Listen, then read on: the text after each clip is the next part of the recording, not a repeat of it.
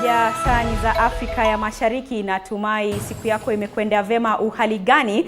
Furaha ilioje kuungana nawe kwenye taarifa za upeo wa TV47. Tunayo mengi tu tuliokuandalia kutoka vijijini, vitongojini, kwenye spoti na hata kimataifa. Lakini kwanza tupate yaliyomo. Washukiwa 6 ambao ni maafisa wa polisi wanaohusishwa na mauaji ya ndugu wawili Kianjakoma kuendelea kuzuiliwa kwa siku 14 zaidi. Mshukiwa mkuu wa mauaji ya vijana 4 Kitengela afikishwa mahakamani baada ya kukamatwa usiku wa... Naam. Mtazamaji, karibu kwenye taarifa hizi. Mimi wako Andrin Kilemi, mtangazaji kwa lugha ya ishara Nyimini Mbesa. Maafisa 6 wa polisi kutoka kituo cha polisi cha Manyata huko Embu wanaohusishwa na mauaji ya ndugu wawili Emmanuel Ndwega na Benson Ndwega walifikishwa mahakamani hii leo. 6 hao hata hivyo wataendelea kuzuiliwa kwa siku 14 zaidi, wakidaiwa kuwa huenda wakahitalafiana na uchunguzi iwapo wataachiliwa. Mwangi Maina anatufungulia jamvi la upeo.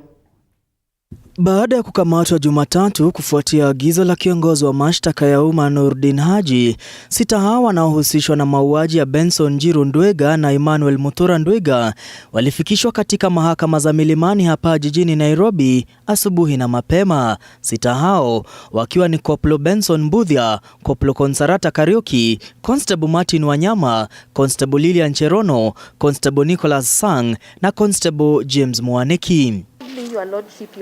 Upande wa mashtaka uliongozwa na Lydia Nyamosi uliomba mahakama kuwazuilia 6 hao kwa siku 14 ili kutoa nafasi ya uchunguzi bila 6 hao kuhitilafiana na mashahidi. Aidha, Bi Nyamosi aliambia mahakama kuwa kesi hii imesisimua vurugu na bado utulivu haujarejea huko Kianjakoma, hivyo iwapo 6 hao wangeachiliwa vurugu zaidi zingechochewa.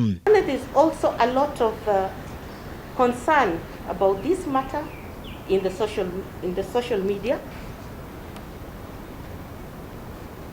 indicating that it's a matter of public interest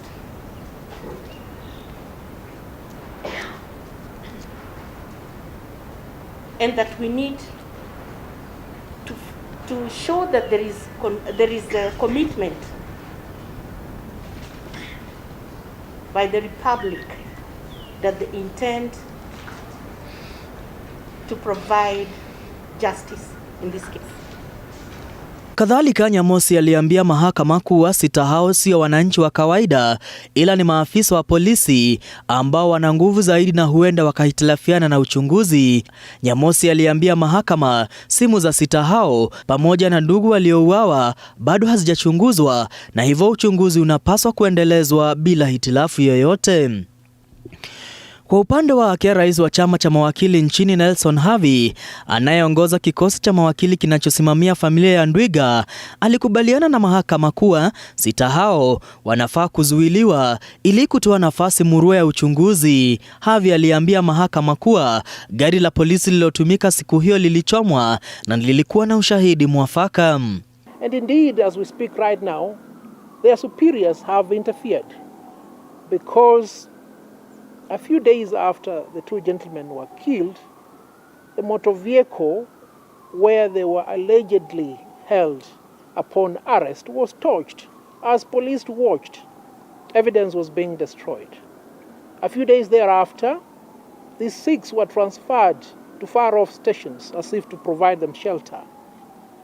The commander of that station was also transferred and replaced. Kati ya maafisa hao 6 ni mmoja tu anayewakilishwa na wakili. Wote waliambia mahakama kuwa kwa siku 14 ambazo uchunguzi umekuwa ukiendelezwa hawajahitilafiana nao. Walitaja kuwa hawafahamu mashahidi, hivyo hawangeweza kuhitilafiana nao, ombi lililokataliwa na mahakama. It is necessary to give the investigators sufficient time to conclude investigations. This is more so where there is an attempt to cover. The scenario has changed since 16th day of August 2021, as the DPP has stated that the respondents are likely to be charged of murder. Murder charges are serious and increase the possibility of interference with witnesses. Kadhalika, hakimu alitaja kuwa washukiwa hao walikamatwa jana na kuwaachilia kwa dhamana hakungefaa. Maafisa 6 hao wa polisi wataendelea kuzuiliwa kwenye kituo cha polisi cha Capitol Hill hadi tarehe 31 Agosti mwaka huu watakapofikishwa tena mahakamani, mahakama ikiamuru kuwa iwapo 6 hao wangeachiliwa huenda wakahitilafiana na uchunguzi. Ikumbukwe kwamba gari la polisi lilotumika kwenye uhalifu huo lilichomwa wakati wa maandamano. Nikiripotia runinga ya TV47 kutoka mahakama za Milimani jijini Nairobi, jina langu ni Mwangi Maina.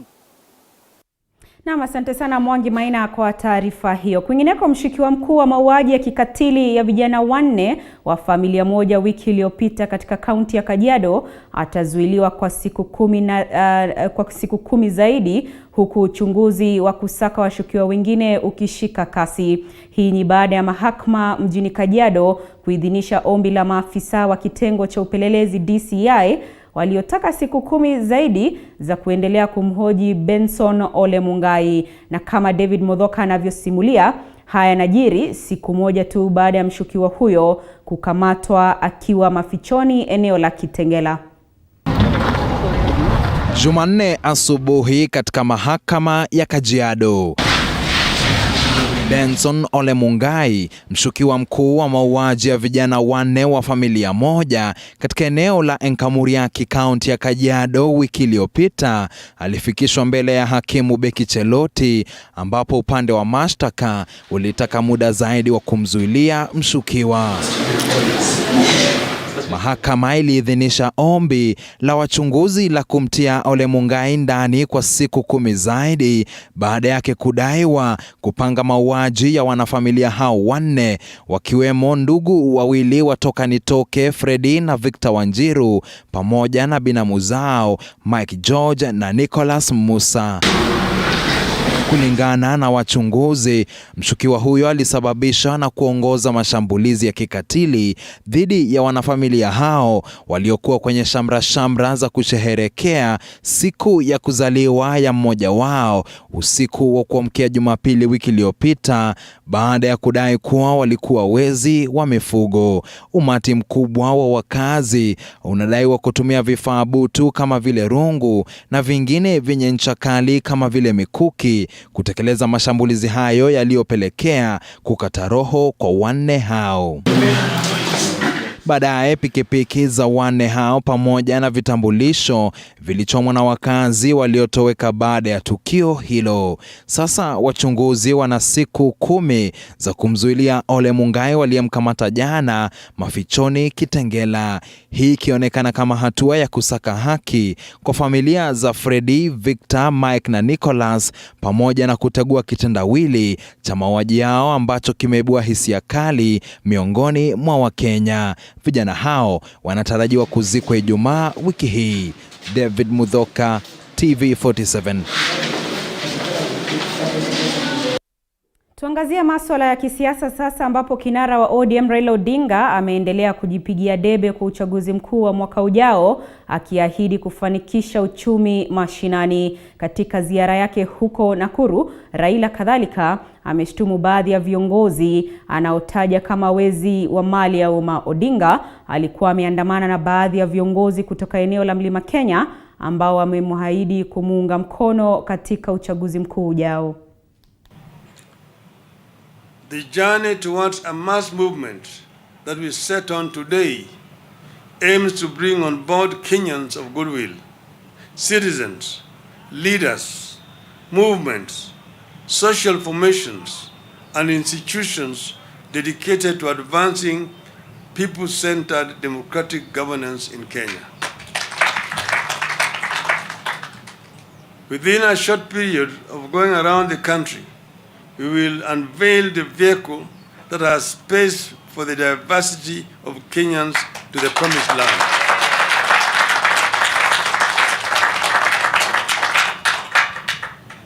Fellow Kenyans, we have spoken so much about unity because we believe it matters. A house divided cannot stand. We need unity of purpose around call long-term and consistent, not erratic policies with clearly defined goals as demanded by Kenyans. Mere words and catchy slogans will not work. We know where history has led those countries that fell victim to the sweet tongues of politicians. We must not allow ourselves to be falsely led down that path in 2022. We must take the high road and summon the angels in us to not recall our demons. We want every child, no matter their pedigree or identity, to think and believe that it can be morning in Kenya again, that we are about to arrive in a new land full of the most seductive possibilities. Let us rise together to fulfill the dreams of our children and reclaim our great destiny. We must fix this country, fix its systems, fix its politics, then fix its economy.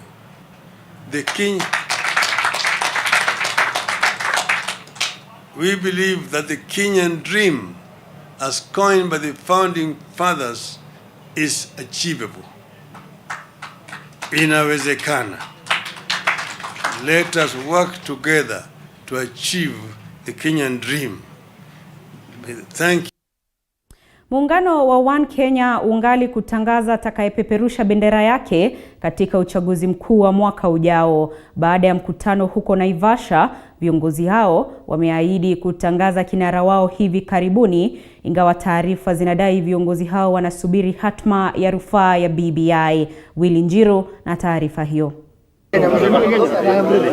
Kwenye kikao na waandishi wa habari hii leo mjini Naivasha, viongozi wa muungano wa One Kenya, Kalonzo Musyoka, Musalia Mudavadi, Moses Wetangula na Gideon Moi wamekariri msimamo wa kuwa watamuunga mkono atakayeteuliwa kuwania kiti cha urais.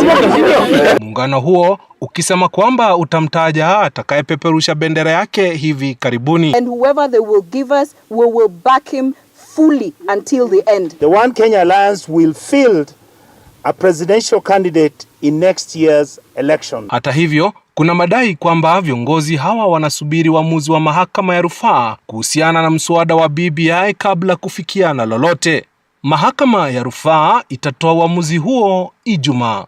Muungano huo hata hivyo ungali unamkaribisha kinara wa ODM Raila Odinga ambaye tayari ametangaza kuwania urais mwaka ujao. As an alliance that believes in the rule of law, we shall accept and respect the verdict. Viongozi hawa wamekuwa katika mkutano hapa Naivasha kujadili kuhusu muungano huo. There are very many members in Jubilee who find expression and find a home and see hope in the dream that One Kenya Alliance is selling. Swala la kuondolewa ofisini kwa mwenyekiti wa IEBC Wafula Chebukati na baadhi ya wanachama wa ODM likijitokeza kwa mara nyingine, huku wakikariri kuwa hilo halitafanyika.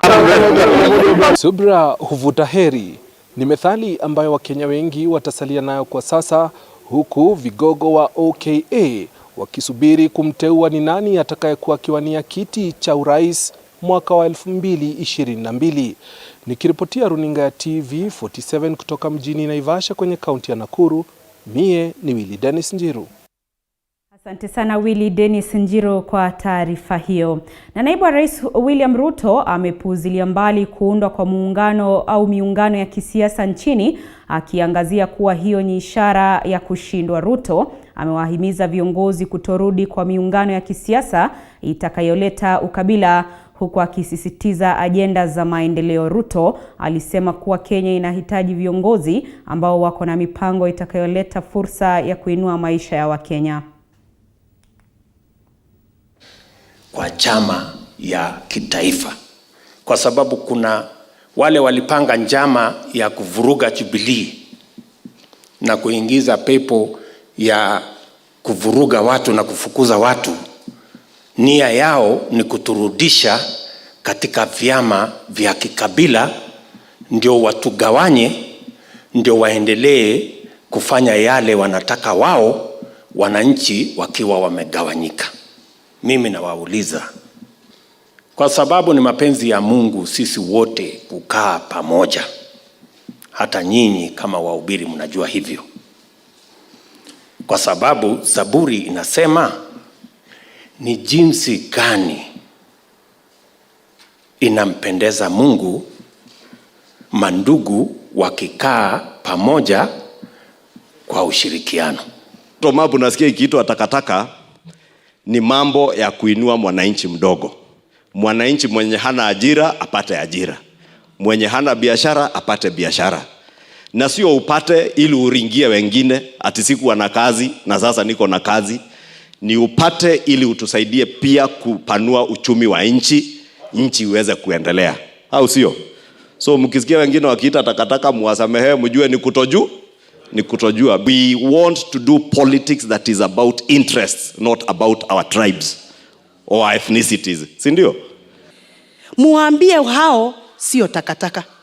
Huyu mzee ambaye aliongea hiyo maneno tunamsamehe kwa sababu neno la Mungu hoi inasema tunasameheana. Lakini tunaelewa amezeeka, na unajua mtu akizeeka sometimes huwa anashikwa na ugonjwa ile ya akili ile inaitwa senile. Inaitwa nini? Dementia. Dementia hiyo. Mtu akipata na hiyo ugonjwa, by the way, ukiwa mzee unaanza kuongea opposite of what you mean.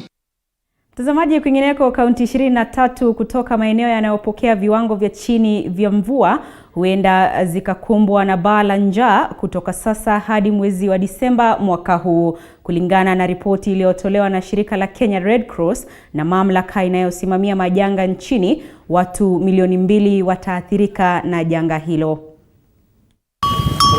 Takriban watu milioni 2 kutoka kaunti 23 wataathirika na baa la njaa hadi mwezi wa Disemba mwaka huu. Hili ni kutokana na viwango vya chini vya mvua kutoka maeneo hayo kuanzia mwaka uliopita. Kaunti 12 kutoka maeneo yanayopokea viwango vya chini vya mvua zitaathirika pakubwa iwapo hatua madhubuti hazitachukuliwa kunusuru wakazi wa maeneo hayo. Kaunti hizo ni pamoja na Marsabit, Mandera, Garissa, Isiolo, Lamu, Wajir, Kilifi, Tana River, Makueni, Laikipia, Samburu na Turkana. We may actually get below average rainfall in October, November, December season, which means then that the recovery from this current situation might actually take longer. Kufikia sasa, kaunti kadhaa zimeanza kuonyesha dalili za makali hayo. Eneo la Ganze katika kaunti ya Kilifi ni la hivi karibuni ambapo wanafunzi wamekosa kuhudhuria masomo shuleni kutokana na uhaba wa chakula. Kiangazi kimeathiri elimu, pamoja na hiyo njaa imeathiri elimu, imeathiri enrollment ya shule, yani idadi ya shule. Kwa hivyo kama ile lishe wakati ule ilikuwa linaendelea, lishe shuleni ilikuwa inanisaidia sana. Hii kwa sasa kufikia leo toka shule zifunguliwe ina wanafunzi takriban 150 ambao hawajarudi shule. Na sababu kuu ambayo inatolewa ni kwamba kuna upungufu wa chakula majumbani. Hivyo basi wale watoto wameshirikiana na wazazi wao kwenda kutafuta lishe ili waweze kuona kwamba maisha yao yatakuwa afueni. Ili kudhibiti makali hayo, shirika la Kenya Red Cross kwa ushirikiano na mamlaka ya usimamizi wa majanga nchini yameanza kuweka mikakati ya kunusuru wakazi wa maeneo hayo, ikiwemo kuhakikisha watoto wanapata lishe bora. Malnourishment, which needs to be dealt with in these same counties. A lot of children have been affected, so that's also another area that we are looking at, especially through medical outreaches. Shirika hili pia linasambaza chakula na kuzipa familia fedha za kujikimu kipindi hiki cha ukosefu wa chakula. So we have distributed food in some of these counties, in Marsabit, in Garissa, in Wajir, but also through cash transfer. Na viwango vya mvua vikitarajiwa kuwa vya chini hadi mwezi wa Disemba, Red Cross itachimba visima ili kuhakikisha maji safi yapo kwa matumizi ya binadamu na wanyama kwenye maeneo husika. A lot of the sources have dried up We have also a number of boreholes that have broken down. And so some of the interventions we are looking at is where there is an acute need, doing water tracking, but more importantly, trying to rehabilitate. Joash Onsare, TV47. Naam, tuangazie masuala ya elimu ambapo zaidi ya watahiniwa 7,000 wa KCSE mwaka wa 2020 wamekosa nafasi za kujiunga na vyuo vikuu. Kulingana na Waziri wa Elimu Profesa George Magoha, licha ya kufuzu kujiunga na vyuo, wanafunzi hao walikosa nafasi kwani hawakutuma maombi na kujaza maombi kujiunga na vyuo hivyo. Amesomea hiyo klasi ya. Na wewe umesomea. Takriban wanafunzi 7,850 waliopata alama ya cha chanya na zaidi kwenye mtihani wa KCSE mwaka wa 2020 wamekosa nafasi vyuoni. Kwa mujibu wa Waziri wa Elimu Profesa George Magoha, wanafunzi hao hawakujukumika kujaza nafasi vyuoni na hivyo hawakuteuliwa kujiunga navyo. Who has told you that every candidate has to apply to COOPS? I was asking the CEO, why are you so worked up that you even want to place children who did not apply to COOPS? Is it fair? Because these are actually not children now, they are adults. So if somebody does not want to hear about the university, and somebody does not want to hear about anything else, or somebody has chosen because he's the son of Dr. Juan, and he has already gone to Canada, and he didn't want to apply to COOPS, why are you placing that person in the university? Aidha, wanafunzi waliojisajili kujiunga na vyuo vikuu pamoja na taasisi za elimu ya juu wamepata nafasi za kujiunga, wengi wakipata fursa ya kufanya kozi walizokuwa wakimezea mate. All the candidates who applied to be placed in both university and colleges have been placed. The majority of them in subjects of their choice. Zaidi ya wanafunzi 1,142 walipata alama ya cha chanya na kufuzu kujiunga na vyuo vikuu. Wanafunzi 1,128 walipata nafasi kufanya shahada, wengine 6,000 wakijiunga na vyuo anuai, zaidi ya wanafunzi 7,000 wakikosa kujaza nafasi hizo. Chuo Kikuu cha Maseno kilisajili idadi ya wanafunzi 6,659, Egerton ikisajili 4,039, huku Chuo Kikuu cha Nairobi kikisajili 6,407. Wakati huo huo, Waziri Magoha amewaonya watahiniwa wa sekondari dhidi ya kufanya maamuzi kinyume na maagizo yanayotolewa wakati wa usajili, akiwahimiza kuwa waangalifu na wenye kupenda mabadiliko. So when we tell you make 4 choices, don't be stupid. That you want medicine number 1, medicine number 2, medicine number 3,